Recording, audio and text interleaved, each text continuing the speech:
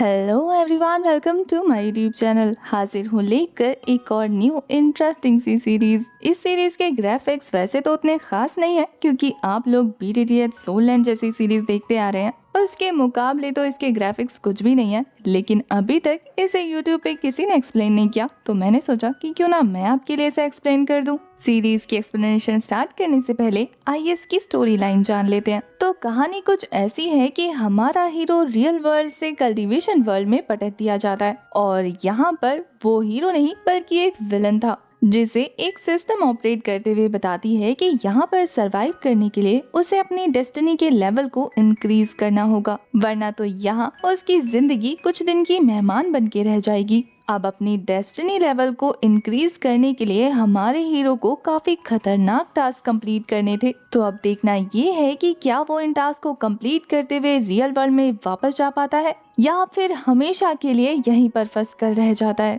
कहानी शुरू होती है और हमारा हीरो ली वांग, जो कि 9th लेवल पर है, यानी कि गॉड रियल्म पर, वो एक लड़की की जान बचाते हुए उसे लेकर उस सेक्ट से बाहर भाग रहा था। पर उस सेक्ट के लोग अपने सेक्ट की फीमेल डिसाइबल को बचाने के लिए उसे चारों तरफ से घेर लेते हैं और वहाँ का फेमस स्टूडेंट और उस लड़की का इकलौता लवर सोंग बाइली आकर हमारे ली वांग का रास्ता रोक लेता है। उसे तो लग रहा था कि ली वांग अपनी पावर का धौंस दिखाते हुए इस लड़की को यहाँ से अगवा करके ले जा रहा है।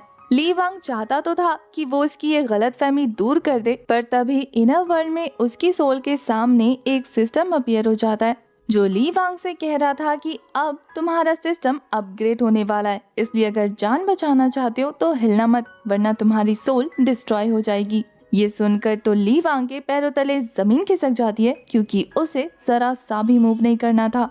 पर अगर वो मूव नहीं करेगा तो उसके सामने मौजूद वो सोंग बाइली उसे जान से मार देगा। वैसे तो सोंग बाइली की कल्टीवेशन हमारे ली वांग से काफी ज्यादा कम थी, पर उसकी डेस्टिनी वैल्यू हमारे हीरो और नॉर्मल ऑर्डिनरी पीपल से काफी ज्यादा थी, जिसे देखकर तो ली वांग समझ जाता है कि अब उसका खेल खत्म होने वाला है। वहीं सोंग बाइली एक काफी खतरनाक पावरफुल स्लैश लगा चुका था उसके ऊपर, पर इससे पहले कि ये अटैक ली वांग को हिट होता, वहाँ पर उसका सब ऑर्डिनेट जुआन आ जाता है, जो कि कल्टीवेशन में अगेन सोंग बाइली से काफी ज्यादा बड़ा था। ली वांग हमें इस कल्टीवेशन वर्ल्ड के बारे में बताता है कि यहाँ के पावरफुल लोग इतने ज्यादा डोमिनेटिंग हैं कि वो अपने से लोअर कल्टीवेशन के लोगों को काफी ज्यादा बुली करते हैं। पर एक प्रोटैगनिस्ट होने की वजह से सोंग बाइली अपने आगे जुआन को देखकर बिल्कुल भी नहीं डरता, बल्कि वो तो काफी इजीली जुआन के उस पावरफुल पंच को ब्लॉक कर लेता है। जुआन ये देखकर हैरान था क्योंकि वो कल्टीवेशन लेवल की 5th रियाल्म पर था,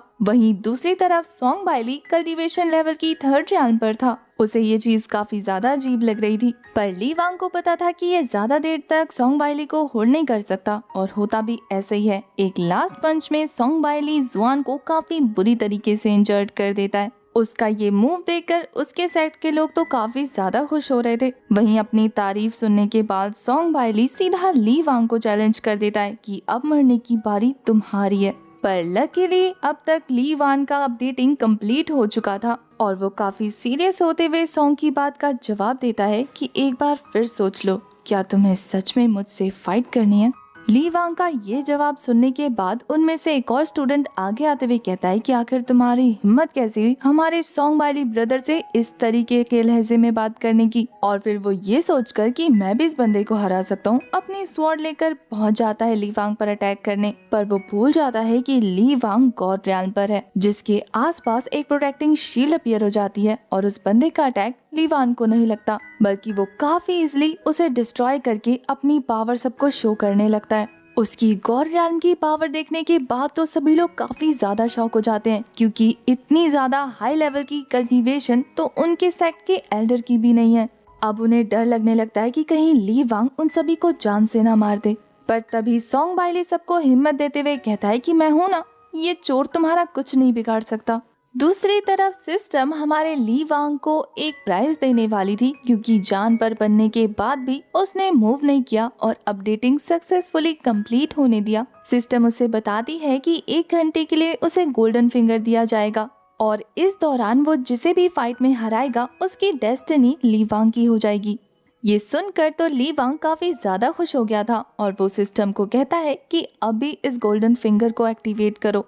और फिर गोल्डन फिंगर मिलते ही हमारा ली वांग फटाक से एक पाम अटैक कर देता है सॉन्ग बाइली पर, जो कि सभी के सामने इस अटैक से हिट होकर मुंह के बल गिर जाता है। और सिस्टम ली वांग को बताती है कि मेल लीड की सभी के सामने बेइज्जती करने पर उसे 20 डेस्टिनी मिल गई है। वहीं दूसरी तरफ अपनी बेइज्जती से सॉन्ग बाइली का गुस्सा 7वें आसमान पर पहुंच जाता है और फिर वो अपनी सारी पावर इकट्ठी करते हुए ली वांग पर काफी खतरनाक अटैक कर रहा था। वहीं उसके अपोजिट में ली वांग सिर्फ अपनी एक फिंगर का यूज करते हुए उसके इस खतरनाक अटैक को ब्लॉक कर लेता है, जिससे वहां मौजूद रिवर का पानी काफी तेजी से उछल चुका था। सॉन्ग बाइली अपनी जी जान से कोशिश कर रहा था कि वो इस अटैक से ली वांग को हिट कर दे, पर वहीं दूसरी तरफ ली वांग अपने फिंगर को जरा सा पुश करते ही सॉन्ग बाइली को काफी दूर पटक देता है।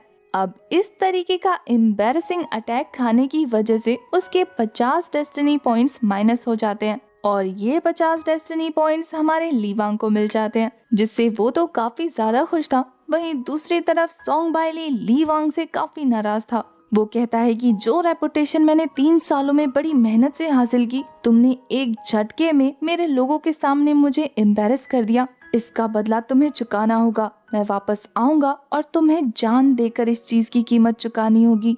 ली वांग अब तक काफी ज्यादा कॉन्फिडेंट हो चुका था, इसलिए वो सॉन्ग बाइली के पास पहुंचकर कहता है कि कुछ दिनों बाद क्यों, तुम्हें जान से अभी मार देते हैं। और ये बोलकर वो जैसे ही उसे मारने वाला था, सिस्टम उसे वार्निंग का साइन दिखाने लगती है। तेजी से वहाँ का मौसम चेंज होने लगा था। सिस्टम ली वांग को बताती है कि अभी भी सॉन्ग बाइली की डेस्टिनी उससे काफी ज्यादा है, इसलिए वो अभी सॉन्ग बाइली को नहीं मार सकता। और अगर उसने ऐसा किया, अपनी पावर का यूज करके सॉन्ग बाइली को मार दिया, तो गॉड उसे पनिश करेंगे। उसने अभी भी सॉन्ग बाइली को छोड़ा नहीं था और हेवन से रिवोल्यूशन अटैक होने ही वाला था। उसे ना चाहते हुए भी सॉन्ग बाइली को छोड़ना पड़ता है, ये सोचकर कि आखिर इतना घटिया रूल कौन बनाता है। ली वांग को पता था कि एक हीरो होने की वजह से अगर वो सॉन्ग बाइली को अभी छोड़ देगा तो वो कल को आकर उसे जान से मार सकता है। सिस्टम तो इस चीज का रास्ता ढूंढने के लिए उसके ऊपर काफी सारे बुक बरसा देती है कि इन्हें पढ़ो और रास्ता खुद ढूंढ लो। साथ ही वो ये भी अश्योर कराती है कि एक बार बस तुम सॉन्ग बाइली की सारी डेस्टिनी को अपने ऊपर ले लो, जैसे ही उसकी डेस्टिनी तुमसे कम होगी तुम उसे जान से मार देना। वो सिस्टम की बात मानते हुए रुक जाता है कि ठीक है, उस दिन का इंतजार भी कर ही लेते हैं। तभी दूर से जिस लड़की को उसने बचाया था वो चिल्लाकर उसे कहती है कि मास्टर प्लीज उस लड़के को मत मारना। मास्टर वर्ड सुनकर तो वो एक पल को शौक रह जाता है और फिर ज़ेंग नाम की उस लड़की को देखकर सोच रहा था कि मुझे तो इस लड़की की डेस्टिनी चेक करने का टाइम ही नहीं मिला। उसकी डेस्टिनी देखने पर उसे पता लग जाता है कि इस लड़की की डेस्टिनी भी काफी ज्यादा हाई है, इसका मतलब ये हीरोइन है। तभी तो मैं सोचूं कि आखिर हीरो इतना ज्यादा डेस्परेट क्यों हो रहा था, पर अभी भी वो ये सोचकर कंफ्यूज था कि इस ज़ेंग नाम की लड़की ने उसे मास्टर क्यों बुलाया। वो अपने इनर वर्ल्ड में जाकर उसके नाम की फाइल निकालकर उसे पढ़ रहा था कि असल में तो इस लड़की के पास ब्लड स्पिरिट इमॉर्टल बॉडी है, जिसके पीछे उसके सेट के 2 एल्डर पड़े हुए थे। वहीं ज़ेंग सभी को बताती है कि सभी लोग इस पर्सन को मिसअंडरस्टैंड कर रहे हैं। असल में तो ली वांग ने उसकी जान बचाई थी, क्योंकि उसके सेट के एल्डर तो उसे जान से मारना चाहते थे, पर ली वांग तो अपनी जान पे खेलकर उसे प्रोटेक्ट कर रहा था। वहाँ मौजूद सभी लोग ज़ेंग के मुंह से ये बात सुनकर हैरान थे कि उनके सेक्ट के एल्डर इसे हर्ट करना चाहते थे। ज़ेंग जैसे ही उस बैरियर से बाहर आती है, वो लड़खड़ा कर गिरने वाली थी, तो ली वांग उसे होल्ड कर लेता है और ये देखकर तो वहाँ का हीरो सॉन्ग बाइली काफी बुरी तरीके से जेलस था। सिस्टम ली वांग को बताती है कि हीरो के जेलस होने की वजह से अब उसे 5 डेस्टिनी पॉइंट्स और मिल गए हैं। वहीं ज़ेंग तो उससे माफी मांगने लगती है उसके साथ अब तक जो भी हरकत हुई थी उसके लिए। ली वांग भी उसे ऐसा करने से मना कर देता है और उन दोनों की क्लोजनेस देखकर तो सॉन्ग बाइली का दिल जल रहा था और वो इतना ज्यादा डिसअपॉइंट हो चुका था कि उसकी डेस्टिनी में से 50 पॉइंट्स कट जाते हैं। ये देखकर तो ली वांग को पता लग गया था कि वो इस लड़की का यूज करते हुए सॉन्ग बाइली से उसकी सारी डेस्टिनी हासिल कर सकता है। इसलिए ज़ेंग जब सॉन्ग बाइली को समझा रही थी कि ली वांग गलत नहीं है, तो ली वांग उसे चुप कराते हुए कहता है कि अभी जो कुछ भी हुआ वो मैं तुम्हारी वजह से माफ करता हूँ। हालांकि मैंने अपने एक सबऑर्डिनेट को खोया है जिसकी वजह से मैं सेक्ट को भी डिस्ट्रॉय कर सकता था, लेकिन अब इस बात को जाने देते हैं। ये बात सुनकर वहाँ पर इस सेट के चीफ एल्डर आ जाते हैं, जो ली वांग से कह रहे थे कि क्या कहा तुमने।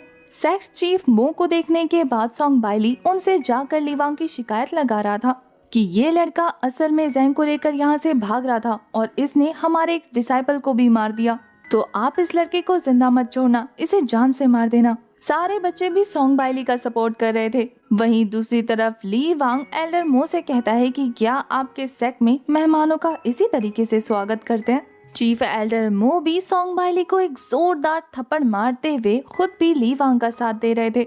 वो गार्ड से कहकर सोंग बाइली को जेल में डलवा देते हैं और खुद ली वांग के आगे झुकते हुए कह रहे थे कि इससे पहले वाले मैटर पे भी हमें बात करनी है, तो मैं चाहता हूँ कि आप मेरे साथ मेरे सेक्ट के अंदर चलें। चीफ मास्टर मो को इस तरीके से उससे रिक्वेस्ट करता देख ली वांग काफी इंटरेस्टेड लग रहा था। वो कहता है कि कहानी तो और ज्यादा सस्पिशियस होती जा रही है, चल के देखना होगा कि आखिर ये कहानी क्या मोड़ लेने वाली है। नेक्स्ट सीन वान चाओ सेक्ट के हॉल का दिखाया जाता है, जहाँ पर ली वांग एल्डर मो के साथ डिस्कशन कर रहा था और ज़ैंग उन दोनों को सर्व करी थी। चाय गर्म होने की वजह से उसके हाथ पे लगने ही वाला था कि ली वांग अपनी पावर की हेल्प से उसे बचा लेता है। ली वांग को ज़ैंग की इतनी केयर करता देखकर एल्डर मो के दिमाग में एक प्लान चल रहा था। इसके बाद तो वो ली वांग के सामने ये प्रूफ करने लगता है कि वो ज़ैंग को कोई चोट नहीं पहुंचाना चाहता था।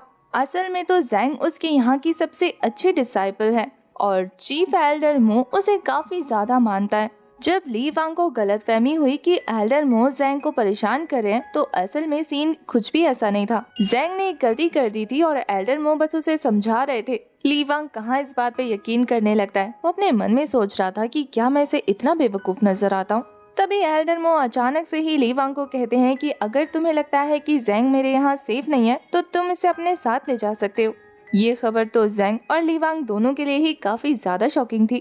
ली वांग को पता था कि एल्डर मो ऐसे तो इस लड़की को से नहीं देंगे, इसलिए वो धीरे धीरे एल्डर मो से अंदर की बात पता लगा रहा था और थोड़ी ही देर में एल्डर मो एक्सेप्ट भी कर लेते हैं कि उन्हें ली वांग से एक फेवर चाहिए। असल में उनके सेक्ट ने एक ऐसा डीमन लैंड ढूंढ के निकाला है जहाँ पर 10 डायमेंशनल डीमन फ्लैग मौजूद है, वो भी स्वॉर्ड फॉर्म में, और जो कोई भी एल्डर उस स्वॉर्ड को हासिल करने जाता है डीमन की पावर उस पर हावी हो जाती है और फिर वो बंदा वापस आकर अपने ही सेक्ट के एल्डर्स को एक एक करके मारने लगता है। एल्डर मो उसी 10 डायमेंशनल डीमन फ्लैग के बारे में बताते हुए कह रहे थे कि मैं भी उसे ट्राई करने गया था, इसलिए तो मैं ज़ैंग को इतनी चोट पहुंचाने लगा, जबकि मेरा ऐसा कोई इरादा नहीं था। ली वांग समझ जाता है कि असल में तो ये बुढ़ा चाहता है कि ली वांग उस डीमन स्वॉर्ड को कंट्रोल करे, इसलिए तो वो इसे इतना ज्यादा मक्खन मार रहा है। पर वहीं ली वांग को ये भी पता था कि ज़ैंग उसके लिए कितनी ज्यादा इम्पोर्टेंट है। उसके हिसाब से तो कहानी के प्लॉट के अकॉर्डिंग हीरो को आकर सेक्ट को बचाना था, पर फिर ली वांग ये सोचकर राजी हो जाता है कि उसकी डेस्टिनी उसे मिल जाएगी। इसलिए वो एल्डर मो से कहता है कि अब जब आपके सेक्ट के ऊपर इतनी बड़ी प्रॉब्लम आ गई है तो मैं इसे नजरअंदाज करके वापस कैसे जा सकता हूँ। मैं आपकी मदद जरूर करूँगा। और रहा सवाल ज़ैंग का, तो ज़ैंग एक इंडिपेंडेंट लड़की है जो कि ये खुद बता सकती है कि उसे किसके साथ रहना है। इसलिए वो ज़ैंग से पूछता है कि तुम बताओ तुम्हें किसके साथ जाना है, तुम जिसे चूज करोगी मैं तुम्हें उसके हवाले कर दूंगा।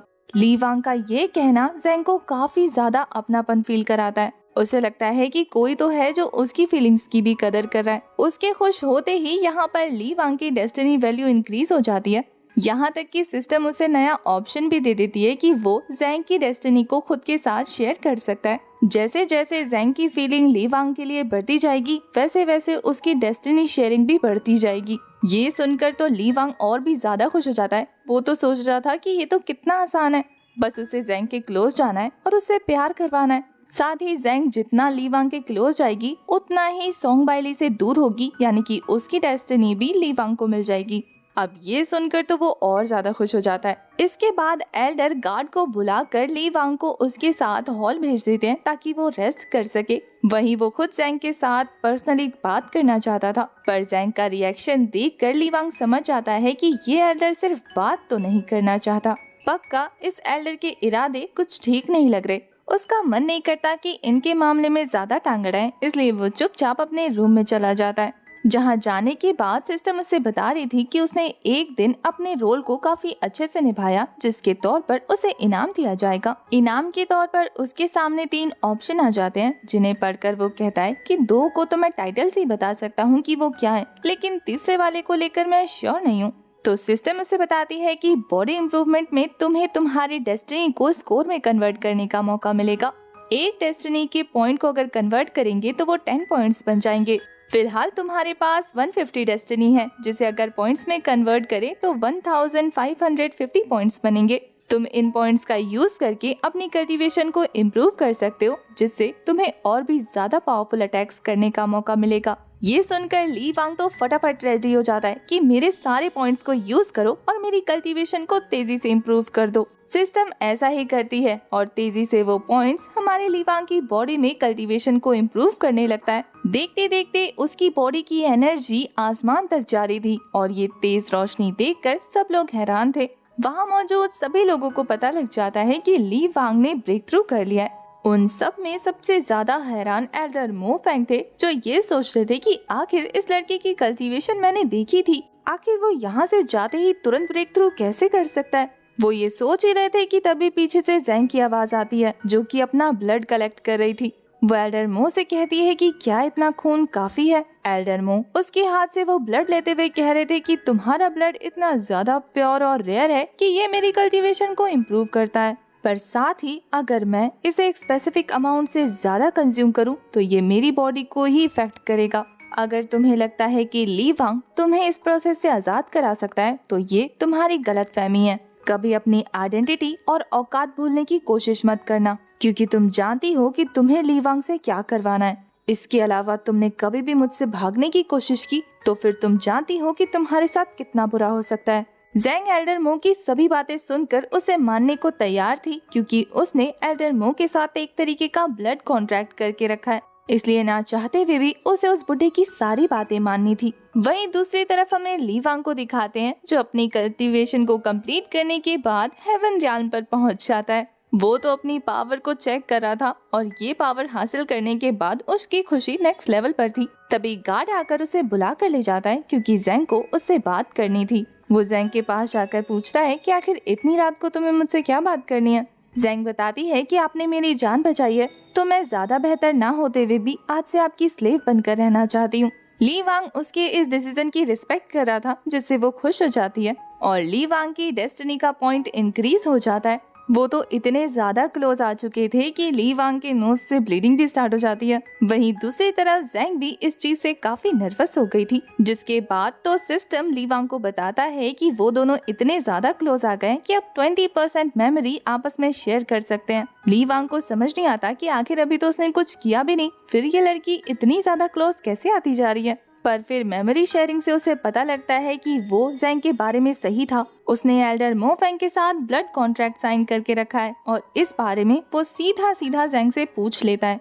ज़ैंग तो ये देखकर काफी ज्यादा शॉक हो जाती है कि ली वांग को इस बारे में पता लग गया, तो वो उससे कुछ भी ना छुपाने का डिसाइड करते हुए उसे सब बता देती है कि रियल में मो फेंग उसके बायोलॉजिकल फादर हैं। उसकी मॉम का उसके फादर के साथ अफेयर था, पर उसके फादर ये मानने को तैयार नहीं थे। पर जैसे ही उन्हें पता लगा कि ज़ैंग के पास एक रेयर तरीके का ब्लड है जो कि उनकी कल्टीवेशन को तेजी से इम्प्रूव कर सकता है, तो उन्होंने दुनिया की नजरों में ज़ैंग को अडॉप्ट करते हुए अपनी डॉटर बना लिया। पर डॉटर तो सिर्फ वो नाम की थी, असल में तो वो एक डिसाइबल और साथ ही उनकी ब्लड स्लेव थी, जिसे एल्डर मो फेंग शुरू से ही अपने फायदे के तौर पे इस्तेमाल करते आ रहे हैं। और अब भी वो ज़ैंग से चाहते हैं कि वो ली वांग को मना कर वांचाओ सेक्ट ज्वाइन करवा दे, ताकि वो हमेशा उनके सेक्ट को प्रोटेक्ट करता रहे।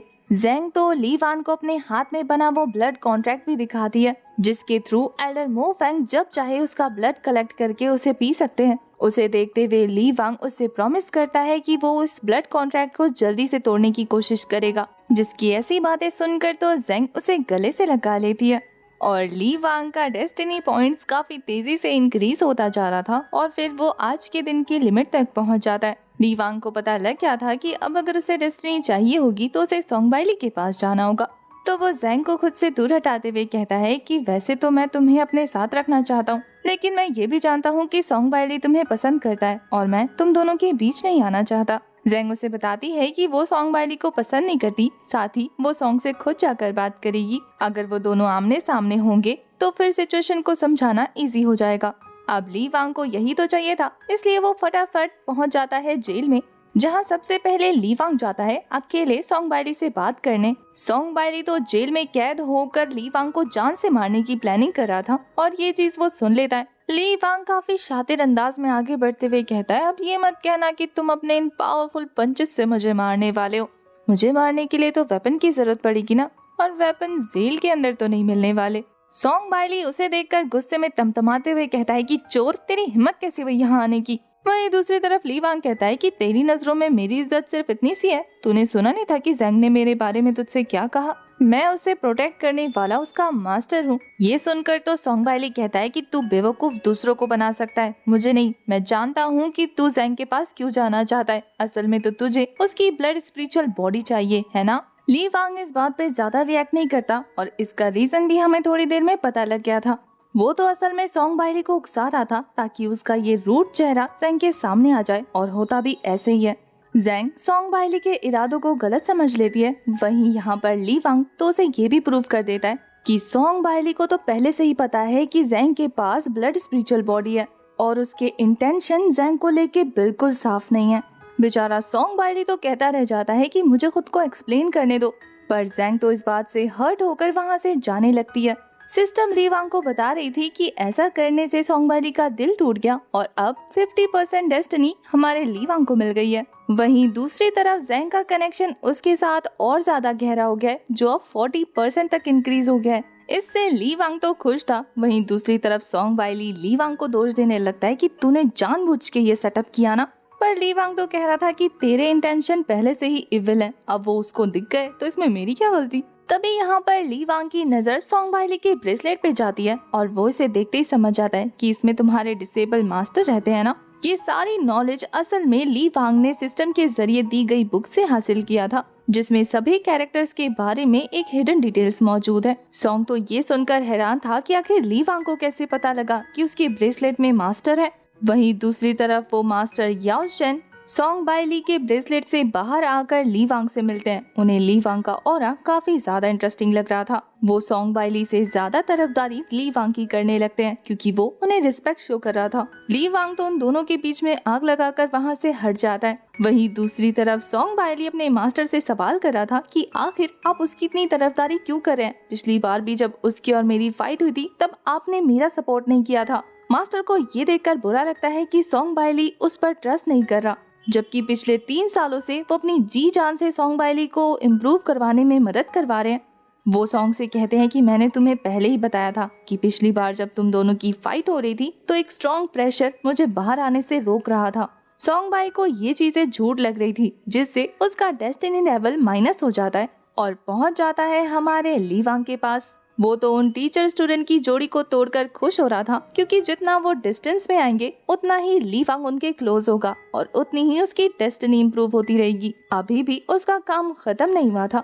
दूसरी तरफ मास्टर की नाराजगी से सोंग बाई को पता लग जाता है कि उसने मास्टर पर शक करके कितनी बड़ी गलती कर दी है, इसलिए वो अपने घुटने के बल बैठकर मास्टर से माफी मांगने लगता है। जबकि मास्टर का इस बात पर कोई असर नहीं हो रहा था। सोंग बाई को पता था कि उसे मास्टर को मनाने के लिए क्या करना चाहिए, इसलिए वो अपने सर को जोर जोर से जमीन पर पटकते हुए मास्टर से माफी मांगने लगता है। मास्टर अपनी पावर का यूज करते हुए उसकी माफी को एक्सेप्ट कर लेते हैं। साथ ही वो सोंग बाइली से कहते हैं कि वो अपनी पावर की हेल्प से उसे इस जेल से निकाल देंगे, लेकिन फिलहाल के लिए उसे यहाँ से काफी दूर जाना होगा। सोंग बाई को अभी भी ली वांग की पड़ी थी। वो मास्टर से कहता है कि क्या हम उसे ऐसे ही जाने देंगे मास्टर, पर फिर मास्टर का गुस्सा देखने के बाद वो फिर से शांत हो जाता है। वहीं मास्टर उससे कह रहे थे कि तुम्हें अभी काफी ज्यादा प्रैक्टिस करने की जरूरत है क्योंकि तुम अभी उसके ओपोनेंट नहीं हो। तभी सेक्ट के बाहर काफी तेज धमाका होता है, जिससे अंदर की जेल पूरी तरीके से कांपने लगी थी। ये देखकर तो सोंग बाइली अपने मास्टर से पूछता है कि आखिर बाहर क्या हुआ। मास्टर बताते हैं कि बाहर 2 पावरफुल लोगों की फाइट हो रही है और ये बात वहाँ खड़े खड़े ली वांग ने भी सुन ली थी और वो समझ जाता है कि बाहर कौन आया होगा। इसके बाद हमें वानजाओ सेक्ट के कोर्टयार्ड का सीन दिखाया जाता है, जहां पर 3 मेजर सेक्ट में से 2 सेक्ट आकर यहां पर फाइट कर रहे थे। उनका अटैक इतना ज्यादा पावरफुल था जिन्हें संभालने के लिए ज़ैंग काफी सारे स्टूडेंट के साथ उनके अटैक को ब्लॉक कर रही थी, पर वो काफी बुरी तरीके से घायल हो जाती है। इस अटैक से हिट होने के बाद उसे समझ आ जाता है कि ये दोनों ही एल्डर उससे बहुत ज्यादा पावरफुल हैं। दूसरी तरफ ये किंग लाओ सेक्ट की फीमेल एल्डर असल में मो फैंग को बुला रही थी, ये कहते हुए कि बाहर आओ और हमें एक्सप्लेनेशन दो। एल्डर मो भी बाहर आते हुए उनसे पूछ रहे थे कि आखिर दो पावरफुल सेक्ट मास्टर यहाँ पर क्या करने आए हैं, जिस पर तियानडाओ सेक्ट के ओल्ड एल्डर कहते हैं कि हमने सुना है कि तुम्हारे पास एंशिएंट ड्रैगन स्वॉर्ड मौजूद है और फिर भी तुम हमसे उसे छुपाते हुए कह रहे हो कि हम यहाँ क्या करने आए हैं। किंग लैंग सेक्ट की एल्डर उन्हें चुप कराते हुए एक पावरफुल अटैक कर चुकी थी उस बंदे पर, ये कहते हुए कि बात करने का टाइम नहीं है, इसे जान से मारते हैं और स्वॉर्ड लेकर यहाँ से निकल जाते हैं। सेक्ट एल्डर जंप करके उस अटैक को डॉज कर लेते हैं, लेकिन ये अटैक इतना ज्यादा खतरनाक था कि उनके सेट की बिल्डिंग पूरी तरीके से ढह जाती है। और अब तो वो ज़ैंग से कह रहे थे कि वो ली वांग का बच्चा कहाँ है, मैंने कहा था ना कि उसे हमारे सेट को प्रोटेक्ट करने के लिए कहना। वो तो उसे ढूंढने जाने लगती है क्योंकि इन सारी मुसीबतों में कहीं वो हर्ट ना हो जाए। पर अब तक किंग लाओ सेक्ट की एल्डर को वो ड्रैगन स्वॉर्ड नजर आ गई थी, तो वो उसे हासिल करने के लिए अपनी फ्लाइंग स्वॉर्ड पर तेजी से आगे बढ़ने लगती है। ये देखकर एल्डर मो ज़ैंग से कहते हैं कि उसे ढूंढने की जरूरत नहीं है, अब काफी ज्यादा लेट हो चुका है, तुम्हें खुद इस एल्डर को रोकना होगा। ज़ैंग समझाती है कि उसकी कल्टीवेशन इतनी स्ट्रॉन्ग नहीं है कि वो इस एल्डर को रोक सके। ज़ैंग को नाफरमानी करता हुआ देखकर एल्डर मो अपने ब्लड फॉर्मेशन को एक्टिवेट कर देते हैं, जिसके बाद उस ब्लड फॉर्मेशन में से एक हैंड निकलकर ज़ैंग को जान से मारने की कोशिश कर रहा था। ज़ैंग मौत के मुंह से बाल बाल बच के बाहर आती है और अब उसे पता था कि उसे एल्डर मो की बात माननी होगी, तो अब ना चाहते हुए भी वो स्वॉर्ड लेकर खड़ी हो जाती है एल्डर के सामने। पर वो एल्डर इतनी ज्यादा पावरफुल थी कि एक ही स्लैश में उसके स्वॉर्ड को काटते हुए उसे भी डिस्ट्रॉय करने वाली थी। पर तभी वहाँ ली वांग आ जाता है, जिसने अपने टू फिंगर की हेल्प से उस अटैक को ब्लॉक कर लिया था और साथ ही रिवर्स भी। वो किंग लाओ सेक्ट के एल्डर की तरफ गुस्से में देखते हुए कहता है कि मेरी लेडी पर अटैक करने की तुम्हारी हिम्मत कैसे हुई, क्या तुमने ऐसा करने से पहले मुझसे परमिशन ली थी। किंग लाओ सेक्ट की एल्डर को पता था कि ली वांग कौन है और कितना ज्यादा पावरफुल है, इसलिए वो वहाँ से अपनी जान बचाकर भागने लगती है। पर ली वांग कहाँ उसे जाने देने वाला था, वो एक पावरफुल डेड फॉर्मेशन बनाकर उससे वहाँ से गायब कर देता है। उसकी ये खतरनाक एंडिंग देखकर तो तियानडाओ और वान चाओ दोनों सेक्ट के एल्डर काफी हैरान थे। वान चाओ सेक्ट के एल्डर अपने सामने इस पावरफुल बंदे को देखकर खुश हो जाते हैं और उसे थैंक यू बोल रहे थे उनकी जान बचाने के लिए। पर ली वांग कहता है कि इतनी भी जल्दी क्या है, पहले मैं तुमसे ये बात तो डिस्कस कर लूं कि तुम्हारी हिम्मत कैसे हुई ज़ैंग को मौत के हवाले करने की, ये जानते हुए भी कि वो वीक है और इन एल्डर्स का सामना नहीं कर सकती। एल्डर मो फिर से ली वांग को मैनिपुलेट करने का सोचते हुए कह रहे थे कि असल में सिचुएशन ही ऐसी आ गई कि मुझे उसे पुश करना पड़ा, वैसे वो इस बात को समझती है। पर ली वांग काफी गुस्से में कहता है कि वो तुम्हारी बेटी है इसलिए समझती है, लेकिन इस बात को मैं नहीं समझने वाला। अब ये सुनकर तो एल्डर को पता था कि ये लड़का ऐसे नहीं जाने देगा, तो वो कहते हैं कि अभी हमारे सर पे मौत खड़ी है, पहले इनसे तो निपट ले। ली वांग को गुस्सा आ रहा था कि आखिर इसकी हिम्मत कैसी हुई उसे अपने काम के लिए यूज करने की, इसलिए वो कहता है कि सिचुएशन से तो मैं निपट लूंगा, लेकिन तुम्हें उसका ब्लड फॉर्मेशन रिलीज करना होगा। एल्डर अब अपने असली रूप में आते हुए कहते हैं कि आखिर ज़ैंग ने तुम्हें अपने ब्लड फॉर्मेशन के बारे में बता ही दिया, इसका मतलब ये है कि अब मुझे प्रिटेंड करने की जरूरत नहीं। तो वो ब्लड फॉर्मेशन को डेडली फॉर्मेशन बनाते हुए कहता है कि अब अगर मुझे कुछ भी हुआ तो ये लड़की जान से जाएगी, इसलिए अगर तुम्हें इसे बचाना है तो मेरी बातें सुननी होंगी। ज़ैंग तो डर जाती है कि पता नहीं अब ये एल्डर उसके चक्कर में ली वांग को कितना कंट्रोल करेंगे। पर ली वांग के पास तो लोगों को कंट्रोल करने की पावर थी और वो उसी पावर का यूज करते हुए अपने सामने मौजूद एल्डर मो को कंट्रोल कर लेते हैं, जिससे एल्डर मो की आंखों का कलर चेंज हो गया था और ली वांग उसे कहता है कि जाकर इस ब्लड फॉर्मेशन को डिस्ट्रॉय कर दो। ली वांग के कंट्रोल में आने के बाद एल्डर मो फटाफट से ज़ैंग के साथ उस ब्लड कॉन्ट्रैक्ट को खत्म कर देते हैं, जिसके खत्म होते ही वो भी होश में आ गए थे, पर वो अभी भी अपनी बॉडी को कंट्रोल नहीं कर पाते। दूसरी तरफ ज़ैंग काफी ज्यादा खुश हो गई थी कि वो अब फ्री है। ली वांग उसे कहता है कि अब उसे जो करना है वो कर सकती है क्योंकि अब वो किसी से कनेक्ट नहीं है। दूसरी तरफ एल्डर मो को इतना तड़पता देखकर ली वांग कहता है कि आखिर तुम्हारी हिम्मत कैसे हुई किसी और को कंट्रोल करने की, और तुम्हें पता है कि तुम खुद को कंट्रोल क्यों नहीं कर पा रहे, क्योंकि अब तुम मेरे पपेट हो। और फिर वो अपने पपेट कंट्रोल मेथड का यूज करते हुए एल्डर मो फैंग को उसी के हाथों से मरवाने की कोशिश कर रहे थे। क्योंकि ली वांग का कहना था कि ज़ेंग को कंट्रोल करने वाले को इतनी आसानी से तो जाने नहीं देना चाहिए। ली वांग चाहता तो एल्डर मो को अपने हाथों से मार सकता था, पर अगर वो ऐसा करेगा तो ज़ेंग को भी इनडायरेक्टली हर्ट होगा। इसलिए वो एल्डर मो फैंग को उसी के हाथों से कंट्रोल करके मारने की कोशिश करता है। और ये चीज टियान दाओ सेक्ट के एल्डर देखकर हैरान थे कि आखिर ली वांग कौन से लेवल पर पहुंच गया है, जो वो गॉड लेवल के मेथड को आराम से प्रैक्टिस करके मास्टर कर चुका है। इससे वो समझ जाते हैं कि अगर ली वांग से डील करनी है तो फाइट के लिए जल्दबाजी बिल्कुल नहीं करनी। वहीं ज़ेंग अब तक ली वांग से काफी ज्यादा इम्प्रेस हो चुकी थी, इसलिए वो तो उसकी सर्वेंट बनने को भी रेडी हो जाती है। पर ली वांग ये कहते हुए उसे वापस मना लेता है कि तुम ऐसी छोटी सी बात पर अपनी जिंदगी किसी के नाम नहीं कर सकती। मैंने तो बस तुम्हारी हेल्प की है, अब आगे का रास्ता तुम्हें खुद तय करना होगा। इससे तो ज़ेंग का ट्रस्ट लेवल इतना ज्यादा इंक्रीज हो जाता है कि उनकी बॉन्डिंग 50% तक पहुंच जाती है।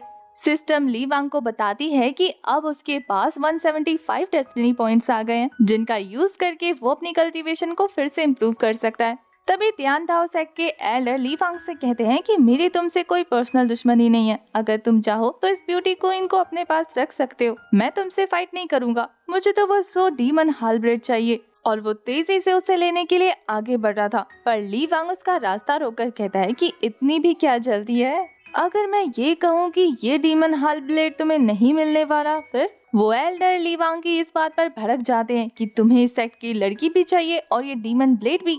ज़ेंग कहती है कि अब इस सेक्ट की ओनर होने के नाते ये मैं डिसाइड करूंगी कि यहाँ के ट्रेजर्स किसके पास रहेंगे। पर वो एल्डर तो ली वांग के साथ फाइट करने को भी रेडी था, इसलिए वो ली वांग को अपने हेवन लेवल की पीक की पावर दिखाता है। पर ली वांग भी डरने वालों में से थोड़ी था, वो कहता है कि निकाल लो अपने वेपन, कर लो फाइट। बस फिर क्या, वो एल्डर अपने हेवनली डिफाइनिंग बेल को बाहर निकाल लेते हैं। दूसरी तरफ ली वांग वहाँ रखे डीमन हाल ब्लेड का यूज करने लगता है। थोड़ी देर में ही वो उस एल्डर को इतनी बुरी तरीके से थका चुका था, एल्डर के सारे मूव्स उसके आगे फीके थे। वो एल्डर से कहता है कि बस तुम इतना ही कर सकते हो। अब ये बात तो एल्डर की ईगो पे लगती है, इसलिए वो अपने हेवनली डिफाइनिंग वेपन का साइज इंक्रीज करते हुए उसे ज़ेंग की तरफ थ्रो कर देते हैं, क्योंकि उन्हें पता था कि ली वांग को हराना है तो ज़ेंग को सामने लाना होगा। अब ज़ेंग पर हो रहे अटैक को डॉज करने के लिए ली वांग उसे वहाँ से हटा देता है, पर खुद वो उस बेल के नीचे दब गया था। और ये देखकर तो एल्डर मो फैंग को भी काफी खुशी मिल रही थी।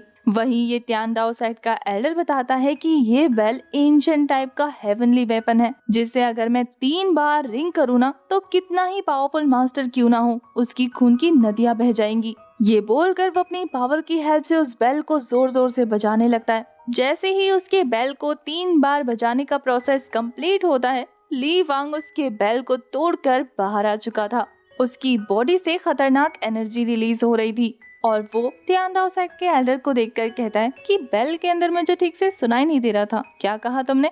वहीं वो एल्डर तो ली वांग की पावर देखकर काफी ज्यादा शॉक रह जाते हैं। ये तो इम्पॉसिबल है, आखिर तुमने ऐसा कैसे कर लिया? वहीं दूसरी तरफ ली वांग तो उसे थैंक यू बोल रहा था कि अब तुम्हारी वजह से मुझे ये एंशिएंट वेपन मिल गया है। टियान दाओ सेक्ट के एल्डर इस बात पर रेजिस्ट नहीं करते, बल्कि वो ये कहते हुए वहाँ से जाने लगते हैं कि ठीक है, आज से ये वेपन तुम्हारा हुआ, अब ये ओल्ड मैन तुम्हें अब कभी परेशान नहीं करेगा। ली वांग को पता था कि अब ये बुढ़ा अपनी जान बचाकर यहाँ से भागने की कोशिश कर रहा है, इसलिए वो उसका रास्ता रोककर कह रहा था कि आखिर इतनी जल्दी भी क्या है, मुझे ट्रिक करने की पनिशमेंट तो मिलनी चाहिए ना। इसलिए ली वांग एक जबरदस्त स्लैश लगाकर उसके उस गोल्डन लोटस को डिस्ट्रॉय कर देता है, जिससे अब वो मास्टर भी गुस्सा हो जाते हैं और इसके बाद वो 1000 स्वॉर्ड फॉर्मेशन क्रिएट कर उससे ली वांग को अटैक कर देते हैं। ये अटैक ली वांग को हिट होने से पहले ही वो डीमन स्पेयर का यूज करते हुए 1000 स्पेयर अटैक करता है, जो आगे बढ़ते हुए एक स्पिरिचुअल जाइंट ड्रैगन में कन्वर्ट हो गया था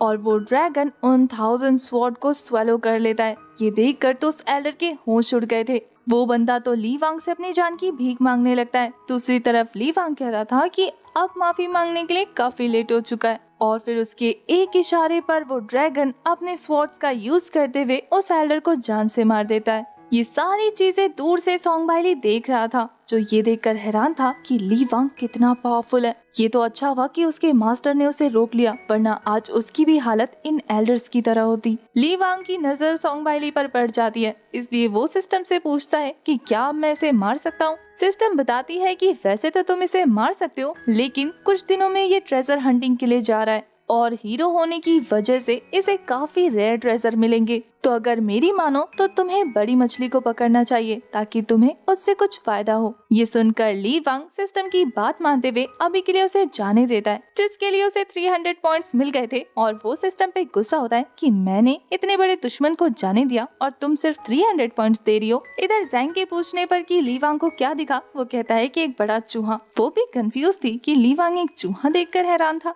इसके बाद ली वांग जैंग के साथ वहाँ से चला जाता है। उनके जाने के बाद सोंग वाइली राहत की सांस ले रहा था कि अच्छा हुआ उसने मुझे नहीं देखा। वहीं सोंग के मास्टर उसे बताते हैं कि उन्होंने उसके लिए एक टेलीपोर्टेशन अरे बना दिया है, इसलिए वो फटाफट अपने सफर पर निकले। तो वो अपने मास्टर की बात सुनते हुए अरे की हेल्प से वहाँ से गायब हो जाता है। दूसरी तरफ ली वांग वान चाओ सेक्ट के सभी डिसाइपल को बताता है कि अब ये सेक्ट एक मास्टरलेस सेक्ट बन गया है, इसलिए मैं इसे प्रोटेक्ट करूंगा और फ्यूचर में तुम लोगों को कोई भी हर्ट ना कर पाए, इसलिए मैं तुम्हारे सेक्ट को अपने सेक्ट से मर्ज करने वाला हूँ। क्या किसी को कोई ऑब्जेक्शन है?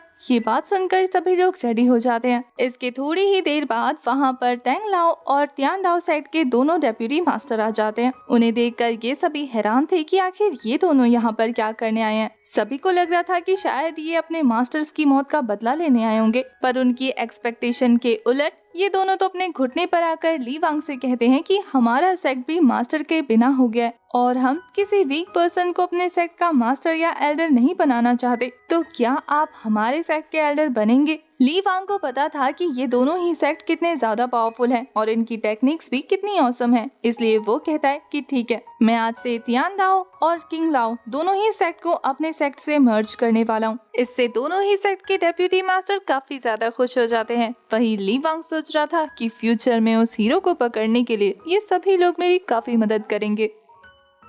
अब कहानी 5 सालों बाद शिफ्ट होती है, जहां हमारे सभी कैरेक्टर्स के लुक काफी ज्यादा चेंज हो चुके हैं। हमारा हीरो और कहानी का विलन काफी ज्यादा स्ट्रॉन्ग हो चुका है। वो अपनी हीरोइन जैंग और अपने सबऑर्डिनेट जुआन के साथ शियानजेन पवेलियन की तरफ आगे बढ़ रहा था, जहां वो उड़ते हुए उस पवेलियन में हो रहे ऑक्शन में एंटर होने वाले थे। यहाँ हमें ली वांग की बातों से पता लगता है कि जुआन को काफी साल लग गए उस अटैक से रिकवर होने में और अब फाइनली उसकी कल्टीवेशन भी पहले से ज्यादा इंक्रीज हो चुकी है। जुआन यहाँ ली वांग से कह रहा था कि आखिर वो अपने सेट को छोड़कर शियानजेन पवेलियन क्या करने जा रहा है। ली वांग का कहना था कि वहाँ पर उसे काफी खास ट्रेजर्स मिलेंगे, जिनका यूज करके वो अपने सेट को और ज्यादा फेमस कर सकता है। और इसके अलावा वो अपनी हीरोइन को कमर से पकड़ते हुए कह रहा था कि मेरी प्यारी जैंग ने काफी सालों तक खुद को बंदी के तौर पर एक ही जगह पर रखा और अब मैं चाहता हूँ कि वो दुनिया घूमे, इसलिए मैं उसे दुनिया की सैर कराने के लिए इस सफर पर निकला हूँ।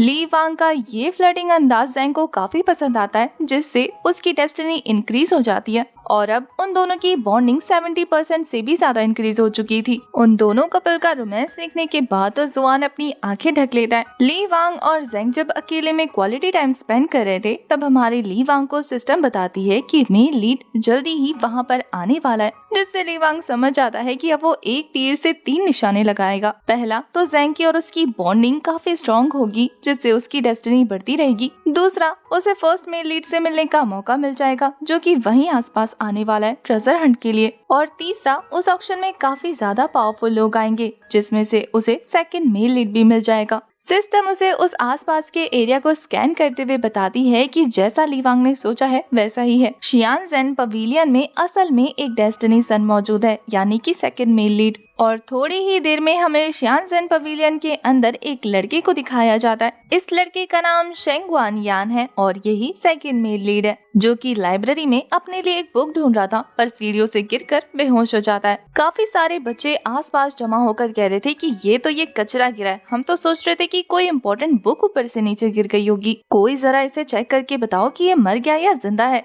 अगर मर गया तो इसकी फैमिली से कचरा कम हो जाएगा, क्योंकि इतने सालों से एक रेपुटेटेड फैमिली में होने के बावजूद भी ये अभी तक एक ब्रेक थ्रू नहीं कर पाया। तभी यान होश में आ जाता है, जिसे होश में देखकर भी ये लोग ज्यादा खुश नहीं होते, बल्कि उसकी मुंह पर ही उसकी बेइज्जती करने लगते हैं। इन बेइज्जती को सुनकर यान जोर जोर से हंसने लगता है और वो सभी सोचते हैं कि कहीं इसकी याददाश्त तो नहीं चली गई या ये पागल हो गया है। तभी वहाँ शियाओजेन पवेलियन के चीफ एल्डर मास्टर लिंग आ जाते हैं अपनी बेटी गुआन यी के साथ। गुआन यी तो यान को ऐसी हालत में देखकर उसके लिए परेशान हो रही थी। वहीं मास्टर लिंग उसे ताने मारने लगते हैं कि अभी तक ब्रेक थ्रू नहीं कर पाए और यहाँ टाइम वेस्ट कर रहे हो, जाकर अपना काम करो, यूजलेस कहीं का। अब ये सारी बातें यान सुनकर कहता है कि याद रखना, एक दिन मैं इतना ज्यादा पावरफुल हो जाऊंगा कि आप लोगों की हालत खराब हो जाएगी। यान की ये बात अभी जो कोई भी सुनता है उसे ये सब बेवकूफाना लग रहा था। वहीं यान के जाने के बाद वहाँ पर एक एंशिएंट मिरर ग्लो करने लगता है, जिसे देखकर मास्टर लिंग काफी ज्यादा हैरान थे। गुआन यी के पूछने पर वो बताते हैं कि ये असल में एक एंशिएंट वेपन है जिसे हमारे पूर्वज यहाँ लेकर आए थे। वो काफी पावरफुल थे। उन्होंने बताया कि जिस दिन यहाँ पर किसी और वर्ल्ड से सबसे पावरफुल मास्टर अपीयर होगा, तब ये मिरर अपने आप ग्लो करने लगेगी। वो तो ये सोचकर परेशान होने लगते हैं कि आखिर वो पावरफुल पर्सन होगा कौन। इसके बाद पवेलियन के अंदर ऑक्शन का सीन दिखाया जाता है, जहाँ सभी लोग काफी एक्साइटेड होकर एंटर होते हैं, लेकिन ये देखकर हैरान थे कि पता नहीं एक पावरफुल पर्सन की वजह से ये ऑक्शन थोड़ी देर के लिए पोस्टपोन कर दिया गया है। उन्हें समझ नहीं आ रहा था कि आखिर ये कैसा पर्सन है। दूसरी तरफ हमें पता लगता है कि ये पर्सन और कोई नहीं बल्कि ली वांग था, जिससे मिलने मास्टर लिंग खुद जाते हैं, क्योंकि वहाँ पर कियान लैन और तियान दाओ दोनों सेक्ट के ही जनरल्स आ गए थे, जिन्हें देखने के बाद ली वांग अपना सर पकड़ते हुए कहता है कि मैं तो यहाँ ज़ैंग के लिए एरोस लेने आया था, इतनी भीड़ इकट्ठा करने की क्या जरूरत थी। मास्टर लिंग ये देखकर हैरान हो जाते हैं कि पता नहीं ये पावरफुल पर्सन कौन है जिसने किंग लैन और तियान दाओ दोनों सेक्ट के एल्डर्स को खुद के आगे झुकने पर मजबूर कर दिया। कहीं ये मिरर वाला पर्सन तो नहीं जिसकी पावर प्रेडिक्शन हमारे एंसेस्टर्स करके गए हैं। तियान दाओ सेक्ट का जनरल कहता है कि मास्टर, आपको जो भी चाहिए आप यहाँ से सारी चीजें ले लो, ऑक्शन में आने की क्या जरूरत थी। अब मास्टर लिंग को जब ली वांग की असलियत पता लग गई है तो वो रिस्क नहीं लेते। वो कहते हैं कि आपको जो चाहिए आपको वो मिलेगा, और ये बोलने के बाद वो ऑडियंस में अनाउंस कर देते हैं कि ऑक्शन यहीं खत्म होता है। अब ली वांग को ये तो नहीं चाहिए था। वो कहता है कि अब कोई ड्रामा देखने कोई नहीं मिलेगा तो यहाँ रुक के फायदा क्या है। वो तो वहाँ से जाने लगता है। तभी अचानक से मास्टर लिंग अपनी बेटी को बुलाते हुए कहते हैं कि गुआन यी, मास्टर के पास सभी ट्रेजर्स लेकर आ जाओ। गुआन यी को देखने के बाद सिस्टम हमारे ली वांग को बताती है कि ये सेकंड फीमेल लीड, इसके पास 300 डेस्टिनी पॉइंट्स हैं, जिन्हें तुम आराम से हासिल कर सकते हो। अब ये सुनकर तो ली वांग अपनी पावर की हेल्प से उसके साथ भी फ्लर्टिंग कर रहा था, जिसे देखकर तो दो लोगों को गुस्सा आने लगता है, एक तो ज़ैंग और दूसरा गुआन यी के फादर। इससे पहले कि मामला और गर्म होता, वहाँ पर एंट्री हो जाती है यान की, जो कि एक धांसू एंट्री लेते हुए सभी के सर के ऊपर से चढ़कर आता है। ये देखकर सब उससे नाराज हो रहे थे, पर वहीं वो सबको अपनी पावर शो करने लगता है, ये कहते हुए कि मैंने तुम चूहों से कहा था ना कि मैं पावरफुल बन के आऊंगा। उसकी पावर देखकर तो गुआन ये हैरान हो जाती है कि आखिर कोई 3 दिनों में इतना पावरफुल कैसे हो सकता है। इसने 3 दिनों में 3 लेवल कंप्लीट कर लिए। ली वांग भी ये सुनकर उसमें इंटरेस्ट लेने लगता है कि अगर ऐसी बात है तो ये तो सच में काफी इम्प्रेसिव है। और फिर सिस्टम उसे बताती है कि ये लड़का अब नया डेस्टिनेशन है जिसके पास 500 डेस्टिनी पॉइंट्स हैं। ली वांग को उस लड़के के बारे में बुक से पता लगता है कि ये लड़का पहले एक यूजलेस कचरा था जिसने 3 दिनों में अपनी पावर को इम्प्रूव करके 3rd लेवल अचीव कर लिया। वो गुआन यी से पूछता है कि आखिर ये कौन है। गुआन यी बताती है कि ये मेरा कजन ब्रदर है। इसकी ऐसी हरकतों के लिए मैं आपसे माफी मांगना चाहती हूँ। असल में इसे पता नहीं था कि आप जितने पावरफुल मास्टर यहाँ पर हैं। अपनी कजन सिस्टर को माफी मांगता देखकर यान को गुस्सा आ जाता है। वो गुआन यी से कहता है कि मेरे रहते तुम्हें किसी के आगे झुकने की जरूरत नहीं है। मैं इतना ज्यादा पावरफुल हो चुका हूँ कि अब मैं इन चींटियों को आराम से मसल सकता हूँ। ये सुनने के बाद तो ली वांग काफी सीरियस होते हुए कहता है कि क्या उन चींटियों में तुमने मुझे भी काउंट किया है। यान तो हंसते हुए काफी पावरफुल फॉर्मेशन क्रिएट करने लगा था ताकि वो ली वांग पर अटैक कर सके। वहीं ली वांग तो बिना किसी अटैक के ही उसके इस अटैक को डिस्ट्रॉय कर देता है और इसके बाद हेवनली पाम का यूज करके एक पावरफुल फोर्स के जरिए उसे नीचे दबा देता है। वहाँ मौजूद सभी लोग इतना पावरफुल प्रेशर देखने के बाद हैरान थे। वहीं ली वांग ने तो सिर्फ अपनी 2 उंगलियों का यूज किया था, जिसकी ऐसी एक्सट्रीम पावर देखकर ज़ैंग उससे और ज्यादा इम्प्रेस हो जाती है। सिस्टम ली वांग को बताती है कि यान को इतनी बुरी तरीके से सबके सामने इंसल्ट करने की वजह से उसे 100 डेस्टिनी पॉइंट्स मिलते हैं,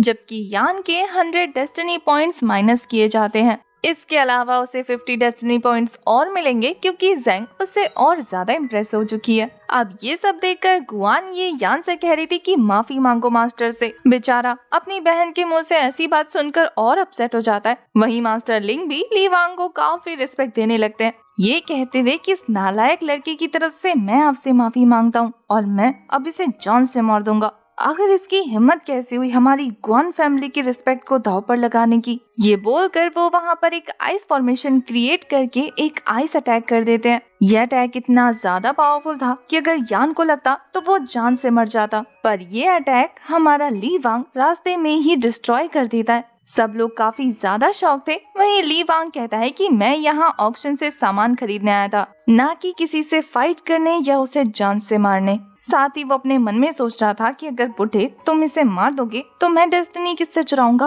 वहीं मास्टर लिंग दो ली वांग से माफी मांगने लगते हैं कि उसके सामने ऐसी हरकतें की गई। ली वांग सीधा सीधा कह देता है कि क्या आप इसके बदले मुझे एक फेवर कर सकते हैं? काफी ज्यादा लेट हो चुका है और हम अब वापस नहीं जाना चाहते, तो क्या हम इस पवेलियन में एक रात और रुक सकते हैं? ये सुनकर तो मास्टर लिंग को ऑनर्ड फील हो रहा था। वो कहता है कि हमारी ग्वान फैमिली आपकी काफी अच्छे से रिस्पेक्ट करेगी। यान तो ली वांग को खा जाने वाली नजरों से घूर रहा था। वहीं ली वांग कहता है कि अभी अच्छे से रिस्पेक्ट शो करो, वरना इसके बाद तो घुटने टेकने का भी मौका नहीं मिलेगा। गुआन ये उन सभी को उनका रूम दिखाने ले जा रही थी, जहां वो रास्ते में ली वांग को थैंक यू बोलती है उनकी हेल्प करने के लिए। साथ ही वो ये भी बताती है कि यान पहले ऐसा नहीं था, पता नहीं क्यों थोड़ी सी पावर इंक्रीज होने की वजह से इतना एरोगेंट हो गया है। ली वांग इस बात को ऐसे ले रहा था जैसे कि किसी बच्चे के बारे में बात हो रही है। उल्टा वो तो ये पूछने लगता है कि आखिर उसकी पावर इंक्रीज होने की वजह पिल्स तो नहीं है, कहीं वो एल्केमी ब्लड लाइन से तो बिलोंग नहीं करता। इस बारे में तो जेंग और जुआन को भी शक हो रहा था, क्योंकि उन्होंने यान के पास एक काफी पावरफुल 5th ग्रेड की पिल देखी थी, जिसका यूज ज्यादातर कल्टीवेशन को इम्प्रूव करने के लिए किया जाता है। उस पिल को बनाना भी आसान नहीं है। ये बात गुआन ये को काफी परेशान कर देती है, क्योंकि उसे खुद नहीं पता था कि आखिर यान एल्केमी ब्लड लाइन से बिलोंग करता है। उसके मन में यान को लेकर शक आ गया था और सिस्टम उसे बताती है कि ऐसा करने की वजह से उसे 50 पॉइंट्स मिल गए हैं, जिसके साथ ही वो 500 डेस्टिनी पॉइंट्स का मालिक बन चुका है। अब वो इन पॉइंट्स को 3 तरीके से यूज कर सकता है, या तो वो अपनी कल्टीवेशन इम्प्रूव कर ले, या फिर डेस्टिनी सन को मार डाले, और तीसरा रास्ता ये है कि अपने पास्ट की मेमोरीज को रिकवर कर ले। वैसे तो यहाँ पर ली वांग के लिए डेस्टिनी सन को मारना जरूरी था, पर वो ये भी मिस नहीं कर सकता कि उसे अपने पास्ट के बारे में कुछ भी नहीं पता। तो वो इन दोनों ही चीजों में काफी कंफ्यूज हो रहा था और वो सिस्टम से थोड़ा टाइम मांग लेता है। दूसरी तरफ गुआन ये अपने भाई के बारे में ही सोच रही थी कि तभी यान आकर उससे माफी मांगते हुए कहता है कि क्या तुम मुझसे नाराज हो?